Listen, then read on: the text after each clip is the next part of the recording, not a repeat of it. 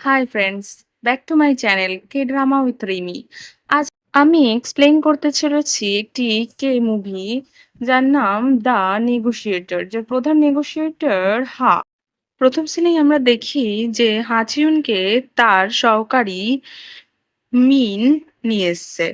সে ছুটিতে ছিল। সে হচ্ছে কোরিয়ার পুলিশ স্টেশনের একজন ভালো ইংলিশে কথা বলতে পারে এবং সবাইকে ভালো করে বোঝাতে পারে, অর্থাৎ নেগোশিয়েটর।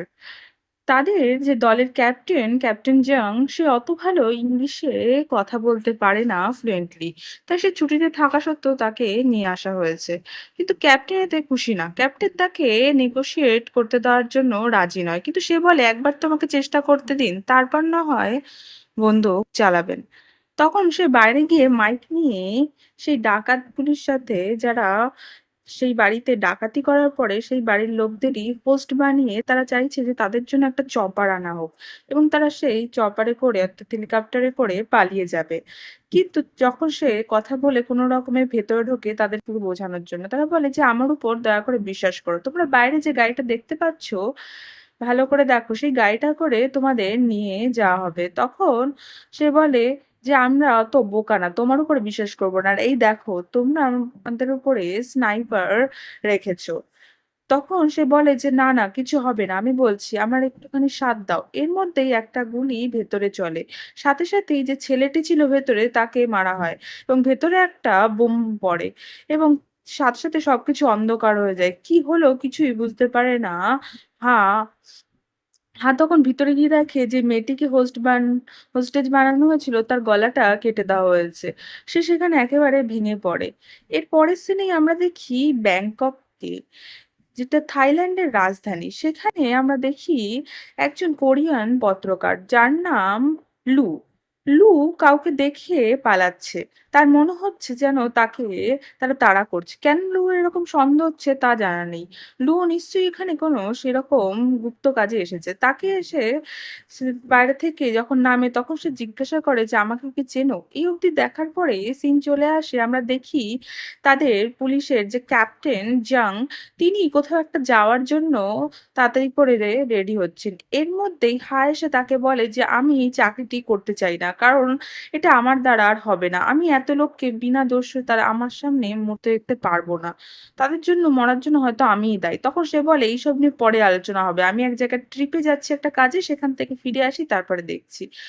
এবার লু আর কাজে যায় না, সে বাড়িতেই বসে রয়েছে, কারণ তার তো এই চাকরিটা করারই ইচ্ছে নেই। তার ক্যাপ্টেন ফিরে আসলেই সে সেখান থেকে ফ্রি হবে। এর মধ্যেই দেখি তার যে সহযোগী সেখানে আসে, এসে বলে যে তোমাকে ন্যাশনাল সিকিউরিটি অফিস থেকে ডেকেছে আমাদের কমিশনার।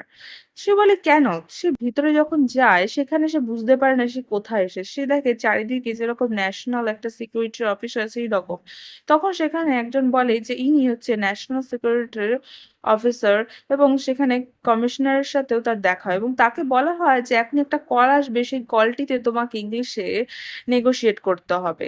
সে জানতে চাইলেও তাকে কিছু বলা হয় না। তখন কল আসলে তখন যখন জিজ্ঞাসা করা হয় তখন বলে, ও তোমার নামই তাহলে তাহলে তুমি হচ্ছে সবচেয়ে ভালো নেগোশিয়েটর, তাই তো ইংলিশ করতে পারো। তখন সে বলে যে না, এরা যত নেগোশিয়েটর আছে তাদের মধ্যে আমি একজন। আর এর সাথে উল্টো সাইড দিয়ে যে কথা বলছে তার নাম মিনতেগু। সেই হচ্ছে এখানের হিরো বলা যেতে পারে।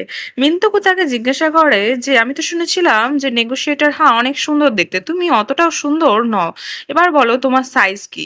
তখন সে যখন বলতে চায় না তখন বলে যে আসলে কি তুমি বুঝতে পারছো না, আমি তোমার হিপ এবং চেস্ট এসবের সাইজ জানতে চাইছি। সে এটা যখন বলে সে খুব রেগে যায় এবং রেগে কলটা কেটে বেরিয়ে যায় এবং সবার কাছে জানতে চায় যে এখানে কি হচ্ছে, আমি আগে জানতে চাই তারপরে আমি কথা বলবো, আর কলটা আমিই কেটেছি, সে কাটেনি। তাও তাকে কিছু বলা হয় না।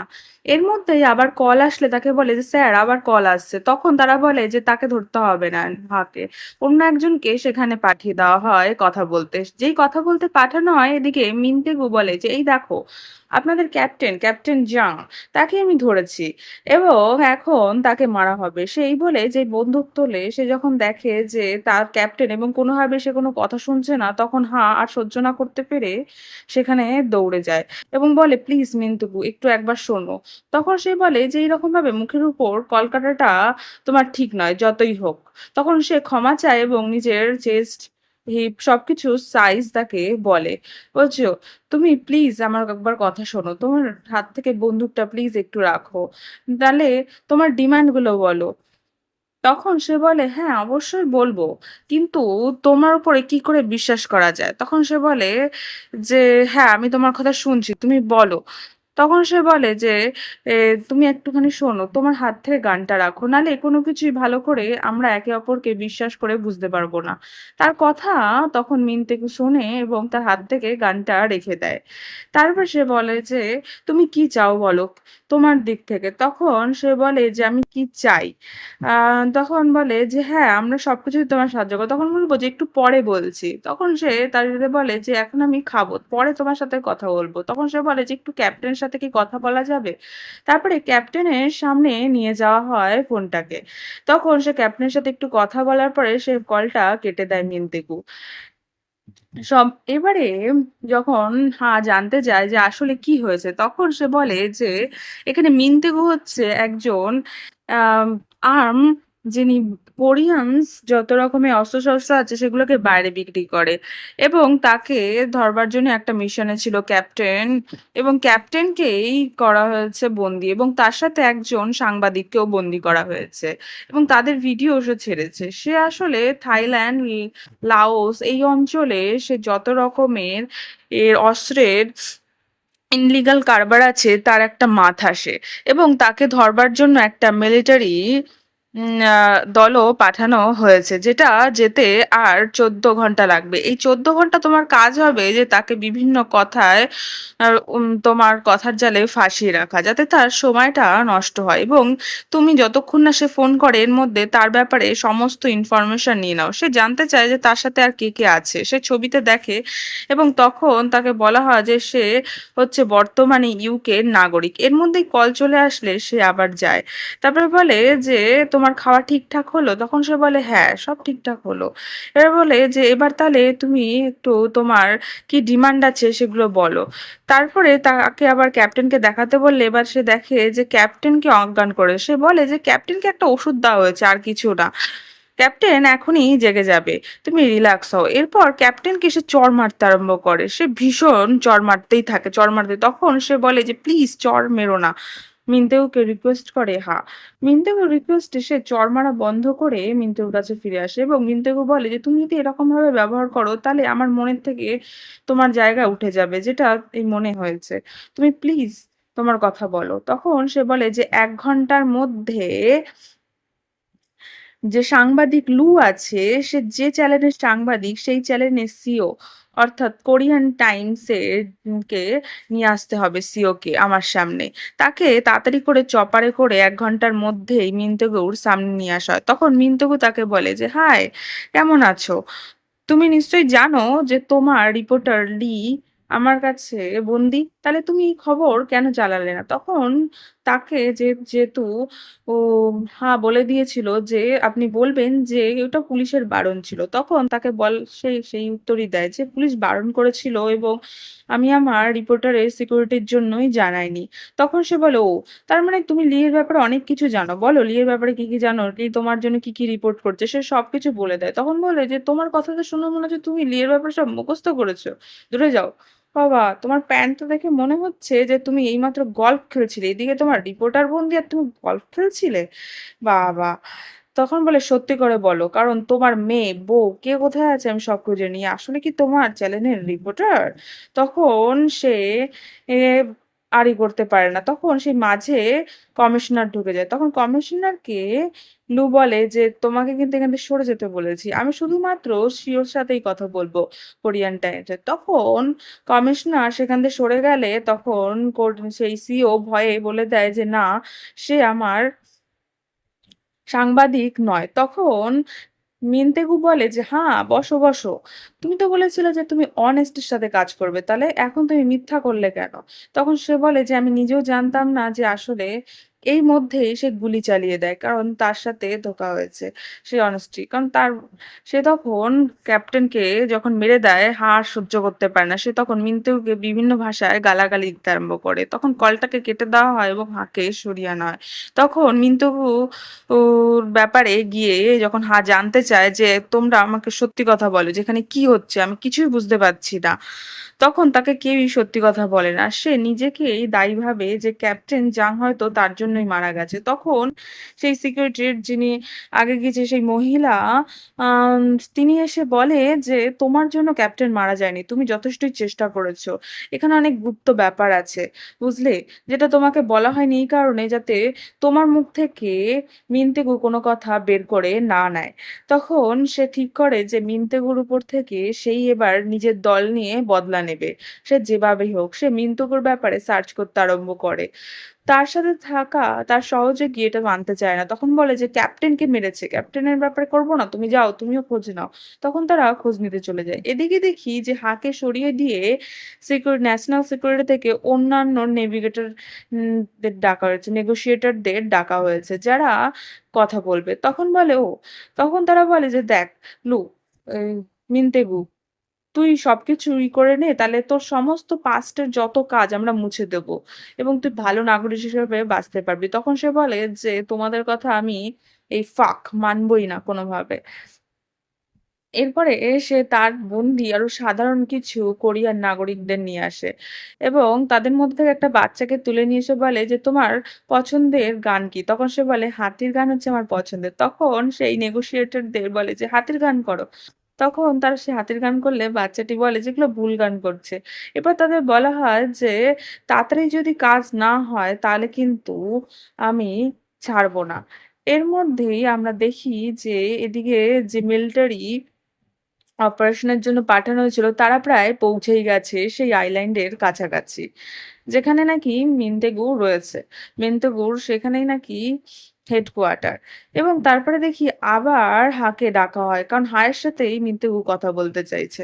হাকে ডেকে বলা হয় যে, "এবারে যদি তুমি সত্যি করে কাজ না করো তাহলে এদেরকে মেরে দেব।" তারপরে বাচ্চাদেরকে সরিয়ে শুধু তার বাবাকে রেখে দেওয়া হয়। এরপরে বলা হয় যে তুমি এরকম কেন করছো? বলে যে, আমাকে যে ক্যাপ্টেনকে বলো তুমি যে কোরিয়ান যে আর্মস কোম্পানি আর্মস কোম্পানির যিনি সিইও আছে তাকে নিয়ে আসতে।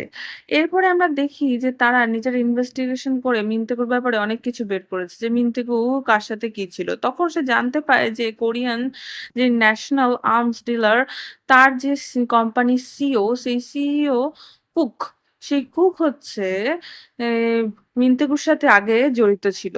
এবং আমরা দেখতে পাই যে এই যে এই অভিযানটি মিনতেগুকে ধরবার জন্য যে অভিযান, সেই অভিযানটি সেই কোরিয়ার বড়, বড় মাথার লোকরা চালাচ্ছে। যারা প্রত্যেকেই কোরিয়ার ন্যাশনাল সিকিউরিটির সাথে জড়িত রয়েছে এবং তাদেরই কোনো একটা কর্মকে ঢাকা দেওয়ার জন্য হয়তো তারা এই অভিযানটি চালাচ্ছে। হ্যাঁ, তার সহযোগীকে যে পাঠিয়েছিল তাকে ফোন করে বলে যে, "একটা বিষয় জানতে পেরেছি। আমি আরো খোঁজ নিয়ে তোমাকে জানাচ্ছি।" এর মধ্যেই দেখি যে সেই কোম্পানির সিইও কুক সেখানে চলে এসছে। তাকে ডাকার পরে বলছে যে, "আপনাকে একটু কিছু জিজ্ঞাসা করব। কেন সেরম করল?" তারপর জিজ্ঞাসা করার পরে তাকে মিনতেগুর সামনে নিয়ে আসলে মিনতেগু বলে যে, "আমার সুইস অ্যাকাউন্টটা বন্ধ হয়ে গেছে।" তখন সে বলে যে, "ঠিক আছে আমি খুলিয়ে দেব।"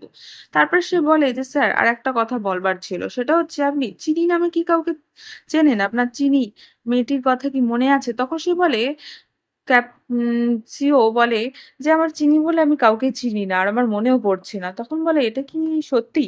তখন সে কে জিজ্ঞাসা করে, তোমার কি মনে হচ্ছে যে সিও সত্যি কথা বলছে? আর তোমার মনে আছে যে কিছুদিন আগেই একটা মেয়েকে হোস্টেজ বানিয়ে মারা হয়েছিল? তুমি কি জানো যে সেটা একেবারেই প্ল্যান করা ছিল এবং সেখানে যে ছবিগুলো যেগুলো চুরি করার জন্য সেগুলো তুমি দেখেছো?" তখন সে বলে যে, "হ্যাঁ, আমি তো দেখেছি আমার মনে পড়ছে।" বলছে, "ওই ছবির মালিক তোমরা পাওনি, তাই না? কিন্তু দেখো তোমার পাশেই সেই ছবির মালিক বসে রয়েছে। যত রকমের বেআইনি কাজকলাপ হয় তার পয়সা কি অতই সহজ? সেই পয়সাগুলোকে এইভাবেই রাখা হয়। ছবিগুলোর একেকটার দাম অনেক।" তো ওই ছবিগুলোর মধ্যে যত রকমের বেআইনি পয়সাকে সাদা করার জন্য রাখা ছিল। তার জন্যই মারা হয়েছে। তুমি এটা ভালো করে জেনে নাও। এবং চিনি যাকে আমি এর সাথে পরিচয় করিয়ে দিয়েছিলাম নিজের, এখন সেই চিনতে পারছে না। চিনি হচ্ছে এর সেক্রেটারি ছিল। তারপরে বলা হয় যে সে একটা ভয়েস রেকর্ডার চালায় যেটা শোনানো হয় যে, "শোনো এদের মধ্যে মিটিং এর কথা।" মিন্টু হাকে শোনানোর জন্য সেই ভয়েস রেকর্ডারটি যখন চালায়, সেই ভয়েস রেকর্ডারটি শোনার পরে তখন বলে যে, "এইরকম কোনো প্রমাণ আমরা কোনোভাবেই কোর্টে এইসব কেসের ক্ষেত্রে ব্যবহার করতে পারি না। তুমি এটা ভালো করে জেনে নাও। তোমাকে আরো কোনো শক্ত প্রমাণ দিতে হবে। কারণ এরকম প্রমাণ টিকবে না কোর্টে।" তখন সে বলে যে, "আমি যে চিওয়াং আছে একদম হাই সিকিউরিটির যিনি অফিসার তার সাথে দেখা করতে চাই।" তখন ১ ঘন্টার মধ্যে। এবং আমরা দেখি যে মিন্টুগুর হাতে একটা বিশেষ চিপ, যেটি সে জোগাড় করেছে এদের বিরুদ্ধে সমস্ত রকম। যে এরা কিভাবে দেশের বড় মাথা হয়েও দেশের সাথে, দেশের জনতার সাথে ধোঁকাবাজি করে যাচ্ছে। এরপরে বলে যে, "চিয়াং কোনোভাবে আসতে রাজি নয়। তুমি কোনোভাবে সামলাও।" তখন সে বলে যে, "আমি মিন্টুগুকে কিভাবে সামলাবো?" এর মধ্যে দেখি তার সহযোগী ফোন করে বলছে যে, "সত্যি আমাদের ক্যাপ্টেন এর সাথে যুক্ত ছিল। সে টাকা খেয়েছে। টাকা খেয়েই এই চিনিকে হত্যা করেছে এবং সবকিছু চাপা দেওয়ার চেষ্টা করেছে। এর জন্যই তাকে মরতে হয়েছে।" সে এবার বুঝতে পারে যে হ্যাঁ, তার কিছু, কিছু কথা মনে পড়ে যে ক্যাপ্টেন এর খুব তাড়াতাড়ি তার স্ত্রীর সমস্ত যে ট্রিটমেন্ট এর বিল, তার মেয়ের টাকা এবং অনেক কিছু করেছিল। হঠাৎ করে এত টাকা কোথা দিয়ে এসেছিল? সে সবকিছুই বুঝতে পারে। এরপরে তাকে কমিশনার বলে যে কোনোভাবে সামলাও। এদিকে আমরা দেখি যে ট্রুপস সেই আইল্যান্ডের একেবারে কাছে পৌঁছে গেছে এবং সেখানে মিন্টু বলে যে ন্যাশনাল সিকিউরিটি থেকে জানানো হয়েছে যে তাকে কোনোভাবেই যোগাযোগ করাচ্ছে। তার জন্য আমি সরি। আমার প্রমিস আমি রাখতে পারলাম না। তখন বলে যে, "তোমার তুমি রাখতে পারলে না। আর একটা কথা বলো যে, আমি যে এত কিছু বললাম তার জন্য কি সিও কুকের উপরে কি ইনভেস্টিগেশন করা হচ্ছে?" তখন সে বলে যে, "হ্যাঁ, ইনভেস্টিগেশন চলছে।" আর বলছে, "কেসটা কি রিওপেন হবে? চিনিকে যে হত্যা করা হয়েছে?" তখন সে বলে যে, "হ্যাঁ, হত্যা করা হয়েছে সেই কেসটা রিওপেন হবে।" বলে, "ঠিক আছে তাহলে কমিশনারকে ডাকো। সে নিজের মুখে বলুক এই কথা।" তখন কমিশনার আসে এবং বলে যে তখন মিন্টেগু কমিশনারকে জিজ্ঞাসা করে যে, "সিও কুকের কি ইনভেস্টিগেশন হচ্ছে?" তখন সে বলে যে, "হ্যাঁ, হচ্ছে এবং কেসটা রিওপেন করা হবে।" এর মধ্যেই একটা খবর আসে যে কোনো একটা সাইবার থেকে থাইল্যান্ডের এই যে কথোপকথন এটাকে একেবারে লাইভ করা হচ্ছে এবং সমস্ত টিভি চ্যানেল এটাকে তাদের লাইভে দেখাচ্ছে। সাধারণ জনগণ, কোরিয়ার সবাই এটা দেখছে এবং টিভি চ্যানেলরা সবাই ন্যাশনাল সিকিউরিটির অফিসের সামনে চলে এসছে এবং সেখানে কি হয়েছে তারা জানতে চাইছে আসলে। সবকিছুই লাইভ দেখানো হচ্ছে। এটা যখন দেখে তখন বলে যে, "এবার তো তুমি কথা দিয়েছো, এবার তো তোমাকে করতেই হবে।" আরো সে বলে হাকে যে, "এখন হয়তো ১ মিলিয়ন আছে, এরপরে এটা 10 মিলিয়ন হবে এবং সারা দেশের সবাই জানতে পারবে।" এরপরেই দেখি যে এরপরে সে এ সাংবাদিক লি তার উপরে গুলি করে এবং বলে যে ১ ঘন্টার মধ্যে যদি ন্যাশনাল যে সিকিউরিটির হেড আছে সে আমার সাথে এসে না দেখা করে, যে দেখা করতে চাইছে না তাদের সবাইকে মেরে দেবো। এর মধ্যেই দেখি যে হায়ের যে সহযোগী মিন্তেকুর ব্যাপারে খোঁজ করতে বেরিয়েছিল, সে যেখানে আগের দিন চিনির হত্যা হয়েছে চিনির বাড়িতে আসে এবং সেখানে অ্যালবাম ঘেঁটে একটা ছবি পায় কোনো একটা অনাথ আশ্রমের। সে এরপরে আরো আমরা দেখি যে সেখানে কিভাবে পরিস্থিতি সামাল দেওয়া হবে তারই প্ল্যান করা হচ্ছে। এবং তখন বলা এরপরে আমরা দেখি যে সহযোগী আয়ের সেই অনাথ আশ্রমে যায় এবং মিন্তেগুর ব্যাপারে খোঁজ নেয়। মিন্তেগু এবং চিনির ব্যাপারে খোঁজ নিতে গিয়ে সে জানতে পারে যে মিন্তেগুর বোন চিনি ছিল। এবং সে তখন যখন মিন্তুকুর সাথে কথা বলছিল যে, "তুমি এরকম কেন করছো? তুমি প্লিজ আমাদের কথা শোনো। আমাদের সাথে একটু নেগোশিয়েট করো। আমি তোমাকে সাহায্য করব ইনভেস্টিগেশন এ। তুমি সমস্ত তথ্য আমাকে দাও।" এর মধ্যেই সে জানতে পারে যে মিন্তুগুর বোন চিনি ছিল। তার জন্যই সে এমন করছে। আর এর মধ্যে আমরা দেখি যে সেনা ট্রুপস এর যে অভিযান তারা প্রায় কাছাকাছি পৌঁছে গেছে। এদিক থেকে অর্ডার হয়ে গেছে যে একেবারে সবকিছু উড়িয়ে দেওয়া হোক। কোনো হোস্টেজ কোনো কিছু অত বাঁচানোর দরকার নেই। সবাইকে একেবারে মেরে দেওয়া হোক। কারণ এই মেরে দেওয়ার পরিস্থিতিতে তো যারা বড় মাথা আছে তাদের অপরাধ চাপা পড়বে। নাহলে মিনতেগু বেঁচে গেলে তো বড় যারা মিনতেগুকে বানায়, মিনতেগুর মতন শয়তানদের যারা বানায় তারা তো আর হবে না। এর মধ্যেই দেখি সেই ভিডিও পজ হয়ে যায়। সে বাইরে এসে বলে যে হোস্টেস আছে, "প্লিজ বলো যে যেন কোনোভাবেই বোমা না ফেলে।" কিন্তু সেখান থেকে উপর থেকে অর্ডার দিলে সেও অর্ডার দিয়ে দেয়। এখানে হায়ের সাথে তাদের একেবারে হাতাহাতি হয়ে যায়। কারণ কোনোভাবেই চায় না সেই নির্দোষ লোকগুলোকে মারা হোক। এর মধ্যেই দেখি যে বোমা সেখানে ফাটে এবং খবর আসে যে মিন্তেগু সহ সমস্ত হোস্টেস সবাই মারা গেছে। এবং ওপরতলার সেই মাথাওয়ালা ব্যক্তি যারা প্রত্যেকেই দেশের সুরক্ষার সাথে জড়িত, যারা বেআইনি অস্ত্রের ব্যবসা করে পিছনে এবং কালো টাকা ইনকাম করে, তারা নিশ্চিন্ত। এর মধ্যেই যখন ছবির কাছে আসে তখন একটা জিনিস দেখে যে সেখানে সূর্যের আলো। সে বলে যে যদি থাইল্যান্ডে থাকতো সূর্যের আলো যা দেখা যাচ্ছে সে অনুযায়ী যদি টাইমের হিসাব হয় তাহলে ২ ঘন্টা এর পার্থক্য। বোঝা যাচ্ছে যে মিন্তেগু কোরিয়ারই কোথাও আছে, থাইল্যান্ডে নেই। এর মধ্যেই খোঁজ শুরু হয়ে যায়। আরো দেখি সবাই খোঁজ করতে আরম্ভ করে যে মিন্তেগু কোনো নাম নিয়ে কোরিয়াতে এসেছে কিনা। এর মধ্যে আমরা দেখি যে হায়ের যে সহযোগী সে সেই সে সেই অনাথ আশ্রমের পেছনেই একটা পুরোনো বিল্ডিং এ খুঁজে পায় যেখানে থেকেই সেই ব্রডকাস্টটা চলছিল। আসলে ভিডিওটা করা হচ্ছিল। এর মধ্যেই যখন সেই ন্যাশনাল যত মাথারা আছে সিকিউরিটির তাদেরকে ফোন করা তারা কিছুতেই ফোন তোলে না। ভেতরে গিয়ে দেখি মিন্তেগু সেখান থেকে বেরিয়ে যেখানে ন্যাশনাল সিকিউরিটির সব মাথারা আছে যে বিল্ডিং এ সেই বিল্ডিং এর কাছে যায় এবং তার সহযোগিতাদের সে নিয়ে তাদেরকে সেখানে লিফটে উঠে পড়ে এবং তার সহযোগীদের বলে যে আর উপরে আসতে হবে না। এরপরে আমরা দেখি তারা খুঁজে পায় যে মিন্তেগু একটা অন্য নাম নিয়ে এখানে এসেছিল। এরপরে তার সহযোগীও বলে যে সে কোরিয়াতেই আছে। এরপরে হায়ের কাছে স্পষ্ট হয়ে যায় যে হেড এখানকার হেড যাকে সে বারবার ডাকছিল, সেই সিকিউরিটির হেড, ন্যাশনাল সিকিউরিটি, তার সাথে মিন্তেগু সে যেখানে আছে সেখানেই মিন্তেগু নিশ্চয়ই যাবে। সাথে গাড়ি সেখান থেকে বেরিয়ে পড়ে সেই বিল্ডিং এর দিকে যাওয়ার জন্য। এদিকে দেখি মিন্তেগু নিজের গায়েই বোমা লাগিয়ে সেখানে চলে এসেছে কথা বলতে এবং সে বলে যে আসলে আপনাদের কোনোভাবে উচিত ছিল না যে চিনির মতন একটা নিষ্পাপ মেয়েকে হত্যা করা। আমি না হয় দোষ করেছি, আমাকে হত্যা করতেন, কিন্তু চিনিকে কেন হত্যা করলেন এটা আপনারা ঠিক করেননি।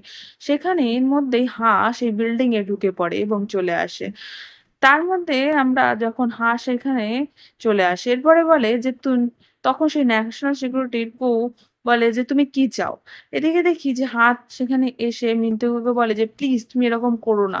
তুমি সমস্ত তথ্য আমাকে দাও। আমি তোমাকে কথা দিচ্ছি যে চিনির যে মার্ডার হয়েছে সেই কেসটা আমি রিওপেন করব। তখন বলে যে চিনিকে আসলে এরা মারেনি, আমি মেরেছি। এই শয়তানদের কাছে কাজে নেওয়ার জন্য আমি চিনিকে দিয়েছি। চিনি আমার জন্য হয়ে এদের কাছ থেকে খুব গুপ্ত যত ইনফরমেশন আছে আমাকে দিত। এর দিকে দেখি স্নাইপাররা মিন্তেগুকে মারার জন্য দূর থেকেই এই ইশারা করে। তো স্নাইপারদের মাঝে চলে আসে এবং বলে যে, "তুমি একবার আমার সাথে থাকো। আমি তোমাকে সাথ দেব।" তখন মিন্তেগু বলে যে চিনিও এই একই কথা বলতেন। এর মধ্যে স্নাইপাররা মিন্তেগুর মাথায় গুলি করে এবং তখন আমরা দেখতে পাই তার বোন বলছে যে, "আর কিছুদিনের মধ্যে আমরা এই কাজ থেকে বেরিয়ে আসবো। তারপরে একটা ভালো জীবনযাপন করব। তুমি একটা সমুদ্রের পাশে ঘর দেখো।" এর মধ্যে সেখানে সবাই ঢুকে বলে যে বোমের যে সুইচ রয়েছে সেই সুইচটাই তো অ্যাক্টিভেট নয়। তখন তার হঠাৎ করেই মাথার মধ্যে সুইচটা কেন অ্যাক্টিভেট নয়? সে সুইচটা যখন সার্চ করে সেখানে অনেক তথ্য প্রমাণ পায় এবং সেই ন্যাশনাল সিকিউরিটির যে চিফ আছে সে যখন বেরিয়ে যাচ্ছিল তখন তার কাছে এসে বলে যে, "আপনি তাড়াতাড়ি উকিলের সন্ধান করুন। আপনাকে গ্রেপ্তার করা হচ্ছে। আর এই কেসটাকে রিওপেন করা হবে এবং কোর্টে তোলা হবে। আমি মিন্তেগু আমি মিন্তেগুর হয়ে এই কেসটাকে তুলবো।"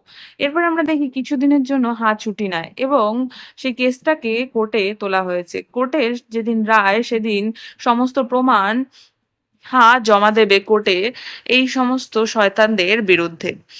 বলে এরপরে কোর্টের কাছে এবং সেখানে সে সবার সামনে সেই প্রমাণ জমা দেয় এবং প্রমাণটিকে ছবি দেখে সেই প্রমাণ যে সেই চিপ যার মধ্যে চিনি সমস্ত এদের বিরুদ্ধে প্রমাণ যে এরা দেশের বিরুদ্ধে কি করছে সেগুলো রয়েছে।